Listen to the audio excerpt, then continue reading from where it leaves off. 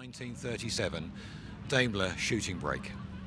Based on Daimler's largest straight-eight chassis, it was furnished in natural woods and could accommodate 10 people with drop-down windows for ample ventilation and for shooting from the car. Its ingenious design included a folded luncheon table along the centre and specially fitted gun racks. A Luvox adjustable shock absorber system aided smooth progress on rough tracks. 1951 Ford V8 Pilot shooting brake. King George VI ordered a very special Ford Pilot just as Ford phased out this 3.6 litre V8 model. Built on a chassis 12 inches longer than normal, it was fitted with commercial running gear to cope with the extra weight of its oversized Garner shooting brake bodywork. Even the windscreen was specially made, 3 inches taller than normal, and the car was converted from column to floor change as the King disliked the column change.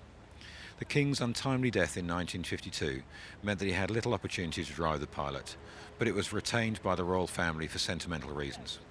Moving from cars to planes, we now have a 1952 de Havilland Chipmunk. The Chipmunk quickly became the standard primary trainer for the Royal Air Force.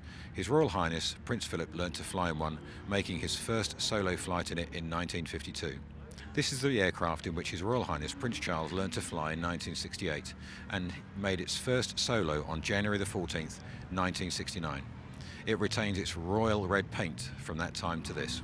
This is a 1953 Series 1 review vehicle. This is the first Royal Land Rover custom designed with a rear platform from which its passengers could acknowledge the crowds and is painted in royal claret.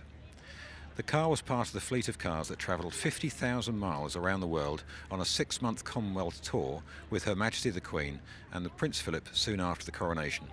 The car was never registered, as state vehicles for the use of the monarch are not required to be registered. The only Ford on display at the exhibition, we have a lovely green 1965 Ford Zephyr estate. The Mark II Zephyr was a modern and lively car in 1956 with a spacious monocoque body and a powerful 2.6 litre straight-six engine. The Royal Household's unique example features a special high-top extended woody estate body, elegantly constructed to carry 9 people. It was also regularly driven by Prince Philip. This car has recently been completely refurbished by students at the Manchester College of Arts and Technology for the Sandringham Museum. We have a 1961 Voxel Presto Friary estate.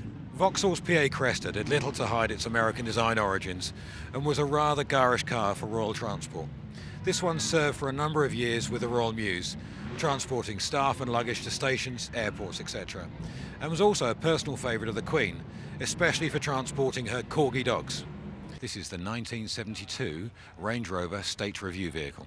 Land Rover and the Royal Household spent at least 2 years planning the design of this car, based on the recently introduced V8-powered coil-sprung Range Rover, which offered a much more comfortable ride. The fuel tank was moved and the exhaust system was extended and modified to make it quieter, and they directed gases away from the rear compartments. There's no doubt that the Queen enjoys driving her Land Rovers. This V8 Defender is a particular favourite of the Queen, and though it appears similar to many others, it's been built and finished to a very high standard in the Queen's chosen shade of green, with leather upholstery and many detail refinements. The trailer is fitted out for shooting parties with under-vehicle storage for dogs and gun racks fitted in the side compartments.